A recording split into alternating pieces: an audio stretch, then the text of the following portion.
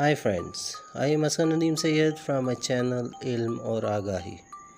No doubt ghosts or Jinnat exist in our nature and somehow they are found in places which are far away from humans. It's not authentic that either they are capturable in our cameras or not, but their presence in our environment can be felt somehow. A family from my relatives visited nearby Murray Forest. During their visit, they captured many photos. But after coming home, when they saw their photo of one of their child shows somehow different.